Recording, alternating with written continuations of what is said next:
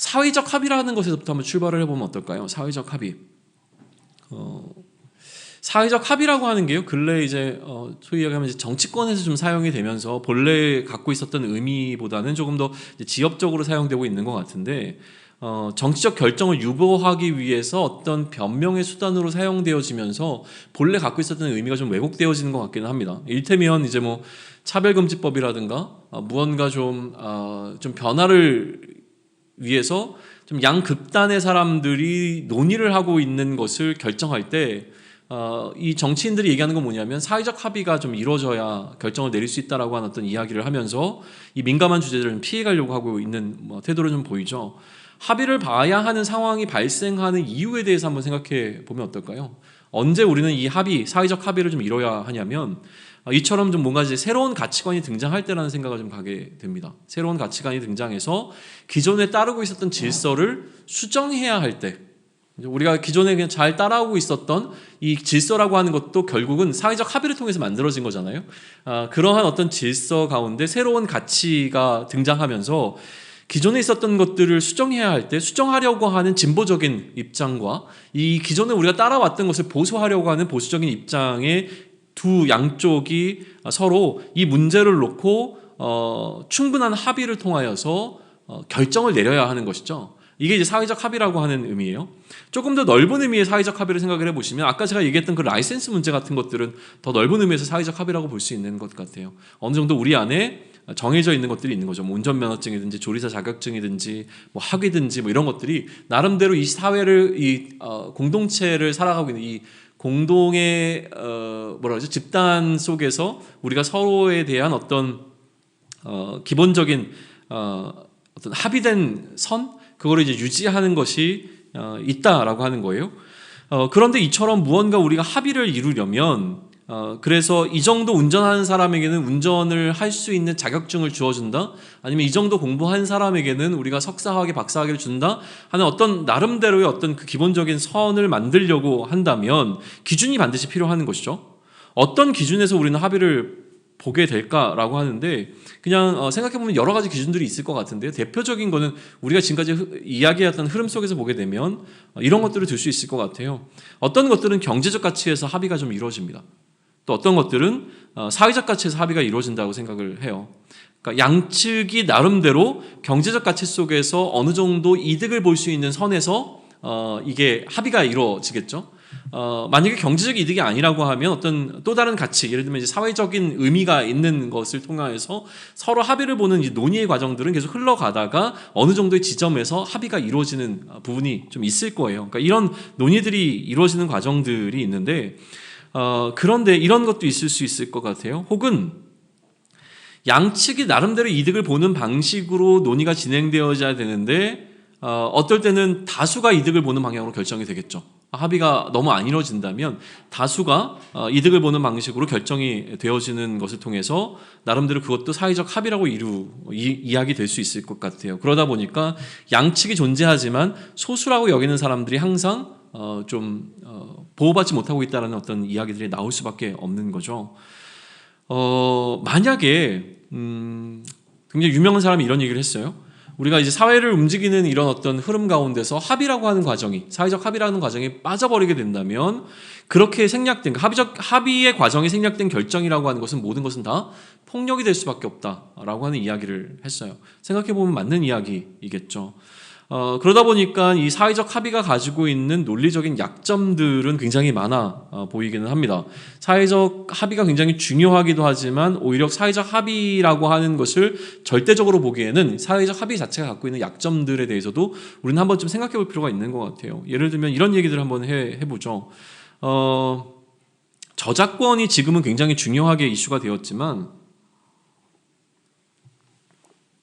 예전에는 저작권, 컴퓨터 프로그램 같은 것들, 특히나 폰트 같은 것들, 이런 것들에 대한 저작권이 그렇게 중요하게 생각되지 않았던 시기들이 있었어요. 그래서 우리 예전에 이제 전도사님들끼리 모여서 이런 얘기를 하다가 어떤 이야기가 있었냐면, 성경 이제 원어나 이런 것들을 볼 수 있는 프로그램이 있거든요. 근데 이거를 대부분의 사람들이 사실은 다 불법으로 카피해서 갖고 있었던 거죠. 물론 저도 마찬가지입니다. 저는 아니라고 얘기를 하는 건 아니고요. 근데 그러다가 이제 이런 얘기들이 나왔어요. 아, 그래도 이 프로그램을 우리가 값 주고 사야 되는 거 아닌가? 라고 했을 때 거기에 동의한 사람들이 그 당시에는 별로 없었어요. 전도사가 무슨 돈이 있어? 이 프로그램 값이 너무 비싸게 나왔어. 이 프로그램을 비싼 값에 파는 사람들이 하시는 문제야. 라는 방식의 어떤 논리로 이야기하면서 뭐라 그러죠? 그 전도사님들의 세계 안에서는 사실은 이 프로그램을 카피해서 쓰는 게 문제가 되지 않았던 거죠. 여러 가지 이유에 있어서. 잘 안 와닿습니까? 다른 이야기를 해볼게요. 제가 나름대로 신호는 잘 지켜요. 운전할 때요. 잘 지키려고 애써요. 뭐 가끔 잘 안 지키게 되는 상황이 오긴 하지만 그래도 나름대로 신호는 잘 지키려고 하고, 특별히 이제 건널목이라는 이런 것들에 대한 것들은 조금 신경을 쓰려고 하는 게 어느 순간 저에게 사회적 환경 때문에 습관이 되어진 상황이었어요. 그런데 제가 이제 신도시로 이사를 갔는데 아직 도시가 개발 중이었던 거예요. 그러다 보니까 신호등이 노란색으로 깜빡깜빡거리는 신호등도 굉장히 많았었고, 신호등이 작동을 하는데 차들이 그렇게 많지 않으니까 이 신호를 대기하는 시간이 굉장히 길게 여겨졌던 시점들이 있죠.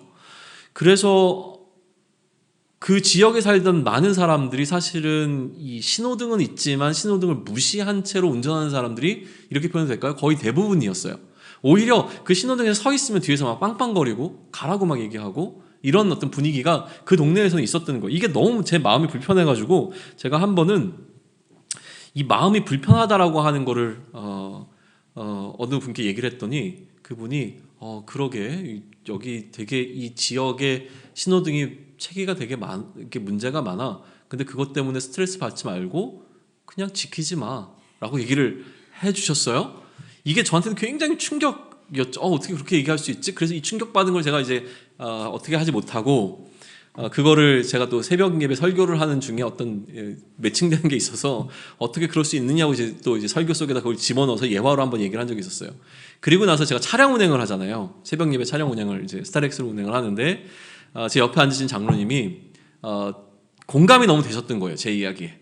그리고 그렇게 저한테 조언해 주셨던 분에 대한 반감이 있다 보니까 저한테 이제 막 얘기를 하시는 거죠. 어떻게 그분은 그렇게 그렇게 본이 돼야 될 분이 어떻게 신호를 어기고 그러면 되겠어요? 막 이러면서 막 한참 이제 열변을 토하시는데 제가 생각을 하다가 근데 장로님, 사실 저도 신호등은 잘 지키지만 속도는 굉장히 많이 위반합니다. 라고 했더니 이 장로님 옆에서 뭐라고 했냐면 속도는 위반할 수 있죠. 이렇게 얘기를 하는 거예요. 속도는 위반할 수 있죠. 그러니까 저도 사실은 제 안에 그게 있는 거거든요. 그러니까 신호등은 잘 지켜야지만 속도는 이 주변에 가는 차량의 흐름과 함께 가는 게 가장 안전하다고 생각을 하니까 오히려 이제 70으로 달려야 되는데 모든 차들이 80으로 달린다면 80으로 다니는 건 괜찮아 라고 하는 생각이 저한테는 있는 거예요. 그러니까 이게 나름대로 합의가 갖고 있는 약점이라고 하는 것이죠. 그러다 보니까 합의가 되었다고 하더라도 그 합의가 무조건 선하거나 옳은 것은 아닐 거예요. 그럼 이 합의를 이루기 위해서는 뭐가 필요하냐면 절대적인 기준이 있어야 하는 거죠. 만약에 이 합의가 절대적인 기준에 근거해서 이야기가 되어지는 것이 아니라면 이 합의는 자칫 잘못하면 집단 이기주의라고 하는 폭력이 될 수 있는 가능성이 훨씬 더 크다는 거예요. 그러니까 합의가 없는 결정은 폭력이라고 하는 것을 저는 하나 더 덧붙이고 싶은데, 합의가 이루어져도 이것이 절대적인 어떤 기준 속에서 평가되어지는 합의가 아니라면 그것은 집단 이기주의가 될 수 있는 굉장히 폭력적인 결정이라는 어떤 생각을 우리는 반드시 해야 된다는 것을 덧붙이고 싶은 거죠. 그런데 이제 문제는 뭐냐면 이 절대적인 기준이 오늘 우리가 살아가는 이 시대 가운데 있느냐라는 질문이에요. 절대성을 놓고 살아가는 시대가 아니라 상대성을 가지고 살아가는 시대다 보니까 이 절대적인 기준을 가지고서 우리가 합의를 이야기할 때 굉장히 어렵다는 거죠.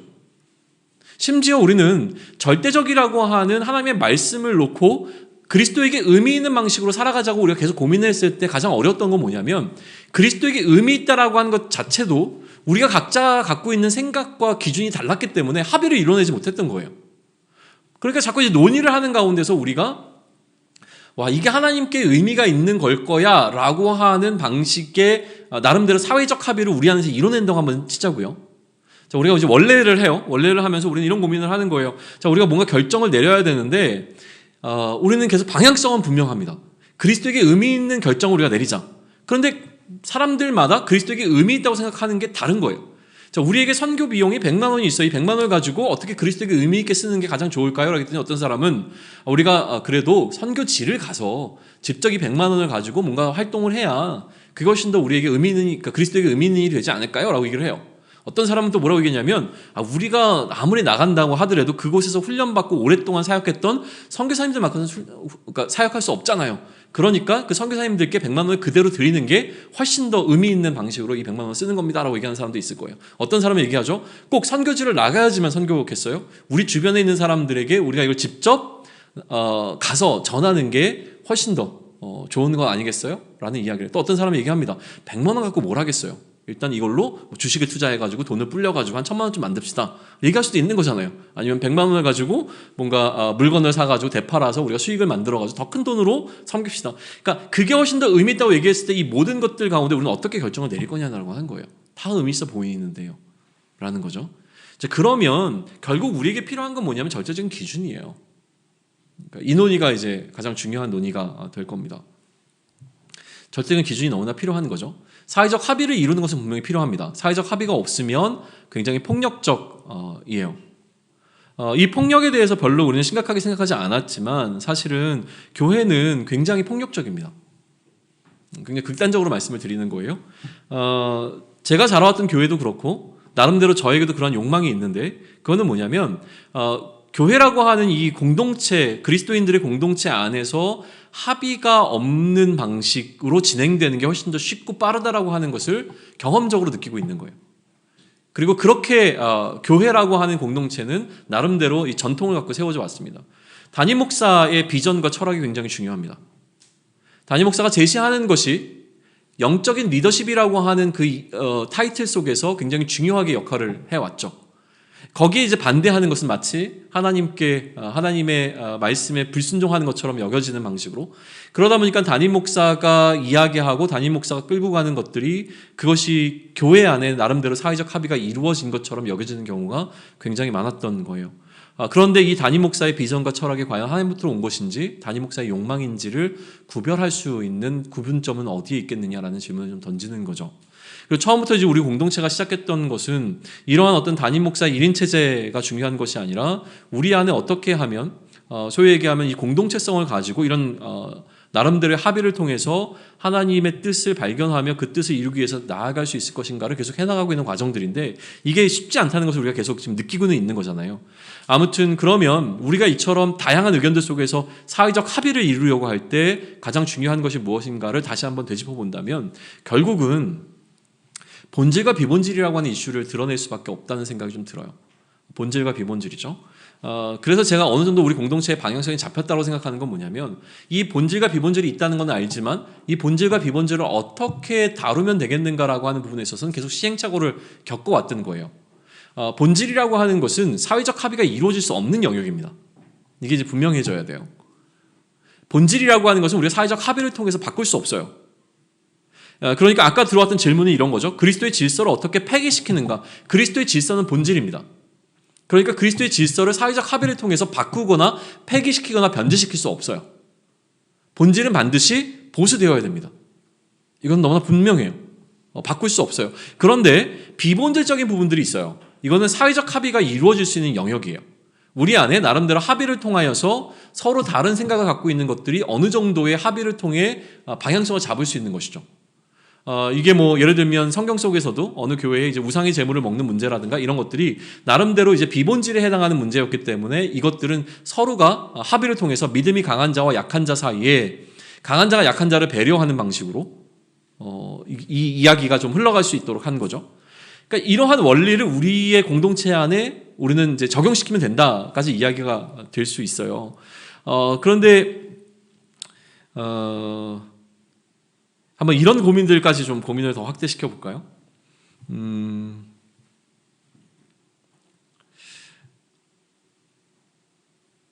사회적 합의를 어떻게든지 이루면 그 사회적 합의를 이룬 게 그래도 그 상황 속에서는 가장 선한 것이 되어야 하잖아요. 그런데 이제 본질이라고 하는 부분 때문에 우리는 계속 이 사회적 합의를 이룬 것과 충돌을 일으킬 수밖에 없는 상황이 옵니다. 그러니까 사회적으로, 그러니까 우리 공동체가 아니라 사회적으로 무언가 나름대로 합의가 이루어지는 게 있어요. 그러나 그리스도의 질서로 살아가는 우리들에게 그 사회적 합의가 선하지 않을 경우에 우리는 거기에 대해서 어떻게 반응할 수 있을까를 한번 생각해 보시죠. 이게 굉장히 중요한 이슈가 됩니다.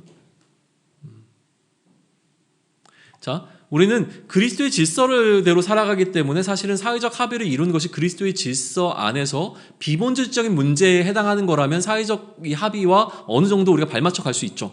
그런데 사회적 합의가 이루어진 것이 우리가 따르고 있는 그리스도의 질서에 반하는 것이라면 우리는 결국은 이 사회적 합의를 따르지 않는 방향으로 저항하며 나갈 수밖에 없는 입장일 거예요.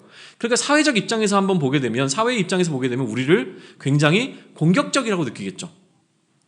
그리고 사회적 합의가 이미 되어 있음에도 따르지 않고 막 나가는 철없는 모습으로 이 그리스도인들을 평가할 수밖에 없는 거예요.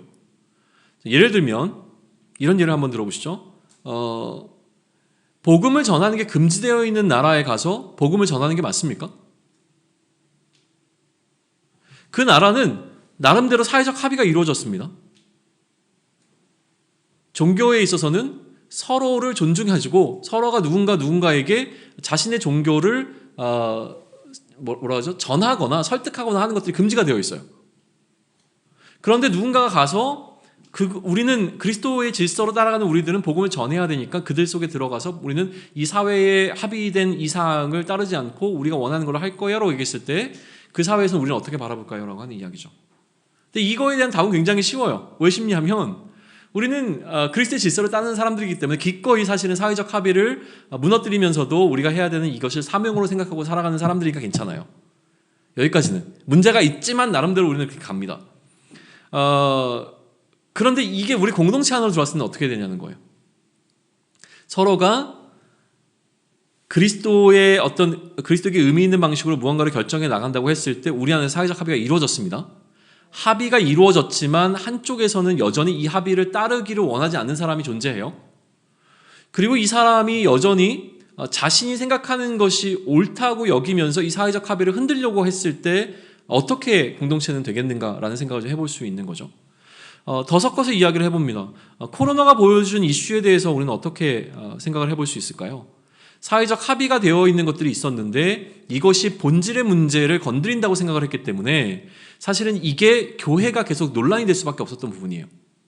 사회에서는 지금 이러한 상황들 때문에 교회에게 공동체로 모여서 예배를 드리는, 오프라인에서 예배를 드리는 것들에 대해서 좀 심각하게 고려해달라고 사실은 어떻게 보면 부탁을 한 거죠. 그런데 교회는 어떻게 생각을 했냐면 어떤 일부의 교회에서는 이렇게 우리가 모여서 예배 드리는 것이 본질에 해당하는 것이다. 우리의 본질을 무너뜨릴 수 없다라고 하는 것으로 여기에 대응하기 시작을 했던 거예요. 그러면 이러한 상황들의 문제, 그러니까 이러한 논의들에서 가장 핵심이 되는 것은 무엇이냐면 이거를 우리 공동체 내부적인 문제로 끌고 들어왔을 때 우리가 사회적 합의를 이뤘다고 쳐요. 아까 얘기했던 그 선교의 문제에서 우리가 나름대로 한 10명 중에 7명이 이렇게 하자고 결정을 내렸어요.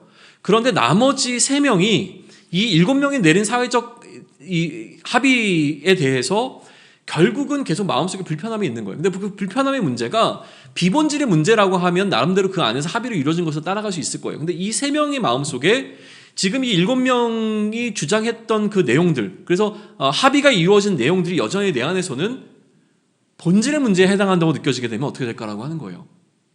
그러면 이 사람은 끝까지 이 본질의 문제를 지키기 위해서 공동체와 싸울 수밖에 없는 겁니다. 근데 충분히 그럴 수 있죠, 우리가. 누가 옳다 그르다의 문제가 아니라 그러면 우리는 이 본질과 비본질, 그러니까 우리가 사회적 합의를 이룰 수 있느냐의 논의보다 훨씬 더 우리 안에서 중요한 것은 무엇이냐면 무엇이 본질이고 무엇이 비본질인가라고 하는 이 두 가지를 구분할 수 있는 능력이 우리에게 있어야 되는 게 훨씬 더 중요하지 않을까라는 생각을 하게 된 거예요.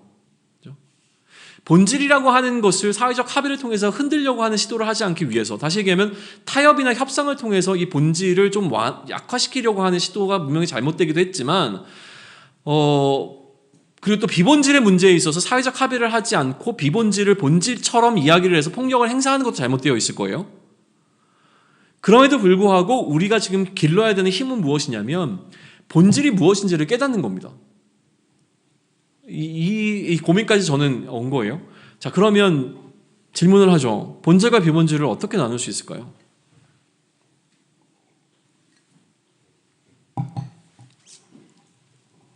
결국 너무 뻔한 답이기도 하지만 말씀에 근거할 수밖에 없는 것 같아요. 그렇죠? 그럼 우리가 해야 되는 것은 사실은 사회적 합의를 공동체 안에서 이룬다. 이 사회적 합의를 공동체 안에서 이루는 것을 통하여 사회적 공동체 안에 우리가 이슈가 생겼습니다. 이 공동체 안에 있는 이슈를 우리가 다루기 위해서는 합의를 이루어야 되죠. 이 합의를 이루기 위해서는 우리가 본질과 비본질을 구분할 수 있어야 돼요. 그러려면 본질이 무엇인지를 알아야 하기 때문에 이 본질이라고 하는 것은 절대적인 가치와 기준입니다. 이게 바로 성경 하나님의 말씀인 거죠. 하나님의 말씀이 우리에게 본질이 되어지고 이것이 무엇인지를 깨닫게 되어지는 것으로 가려면 그러면 결국 우리는 말씀을 연구해야 되는 거죠. 그러면 양극단을 갑자기 이렇게 이어볼게요. 처음에 출발점은 어디 있습니까? 우리의 갈등을 해결해야지라고 하는 것을 통해서 여기까지 온 거잖아요. 그러면 우리 안에 존재하고 있는 이견들을 조율하기 위해서 우리가 해야 되는 것은 무엇이냐면 결국은 말씀을 더 깊이 깨달아 알아야 하는 거예요. 그러니까 하나님의 말씀이 하나님이 이 성경을 통하여서 우리에게 말씀하고자 하시는 것이 무엇인지를 분별하고 깨닫기 위한 그 씨름이 결국은 우리의 삶을 어떻게 정돈시키고 우리의 삶의 어떤 이슈들을 그 기준과 질서 속에 놓아둘 것인가라고 하는 그 고민과 맥을 같이 한다는 거예요. 그럼 우리는 어떤 이슈가 발생했을 때 이 이슈를 어떻게 해결할 것인가 보다 이 이슈를 해결하기 위해서 우리는 계속적으로 하나님의 말씀이 하나님께서 성경을 통하여 우리에게 말씀하고 계시는 것이 무엇인지를 깨달아 아는 것. 이게 우리의 가장 본질적인 고민이 돼야 된다는 생각을 하게 되는 겁니다. 새로운 가치관은요 계속 등장할 것이 너무나 분명합니다. 이전에 우리가 생각하지 못했던 것들이 이 시대를 살아가면서 계속 등장을 합니다. 그러니까 우리는 거기에 이 변화에 발맞춰 가야 해요. 그러다 보니까 그 안에서 무언가 새로운 가치관이 등장할 때마다 기존의 질서를 흔들게 되어지고 그 안에서 갈등이 일어날 수밖에 없는 상황이에요. 그럼 이 모든 상황 가운데 우리가 옳은 판단과 옳은 방향성으로 우리 삶을 이끌어가고 우리 공동체를 이끌어갈 수 있어야 한다면 우리에게 본질이 무엇인지를 분별할 수 있는 지혜가 있어야 한다는 생각이 듭니다. 이 지혜가 우리 가운데 쌓이면 쌓일수록 우리는 이러한 가치관의 새로운 가치관으로 말미암아 발생되게 되어지는 상황의 도전 앞에 조금 더 견고하게 설 수 있다는 생각을 하게 되어져요. 만약에 우리에게 이러한 지혜가 없다면 우리는 반드시 그리스도의 질서를 무너뜨리려고 하는, 그렇죠? 내 안에서 그리스도의 질서를 무효화하려고 하는 여러 가지 시도들에 사회적 합의를 보려고 할 수 있다는 생각이 좀 듭니다. 그러니까 그런 부분에 있어서 우리가 그리스도의 질서라고 하는 이 본질을 지키기 위해서는 하나님의 말씀이 무엇을 이야기하고 계시는가라고 하는 그 본질을 분별할 수 있는 지혜를 계속 구하는 방향으로 우리가 나아가야 될 방향성이 있다라고 하는 그 사실이고요. 그리고 이제 두 번째는 그럼에도 불구하고 우리 안에 올라오게 되는 이 어떤 이슈들에 대해서 나름대로 우리가 사회적 합의를 이뤄가야 한다라고 하는 사실 다시 한번 정리하면서 마무리를 짓습니다. 마지막으로 이렇게 정리하겠습니다. 그리스도의 질서를 우리 안에 갈등의 문제가 있을 때에 또 논의가 필요한 부분이 있을 때에 사회적 합의를 이루지 않는 것은 폭력입니다. 사회적 합의를 이뤄서 우리 안에 공동체가 나아갈 방향성을 이뤄가야 할 거예요. 그러나 그 사회적 합의라고 하는 것이 하나님의 말씀에 근거하지 않은 것이라고 한다면 그것이 그 절대적인 기준에 있는 것이 아니라면 결국은 우리가 우리의 욕망과 우리가 원함을 채우기 위하여 하나님을 이용하게 되어지는 집단 이기주의로 전락하게 되어지는 공동체가 될 수밖에 없다라고 하는 이 경고를 받아들이고 그래서 우리가 포도원의 주인의 아들을 죽이자라고 하는 잘못된 합의를 이루는 것이 아니라 이 본질이라고 하는 이 기준에 분명히 서 있음으로 말미암아 하나님의 말씀에 근거한 합의를 이뤄낼 수 있는 공동체로 성숙하게 자라갈 수 있기를 소망합니다. 이 방법들에 대해서 우리가 같이 고민하고 또 깊이 나눌 수 있는 오늘이 되었으면 좋겠습니다.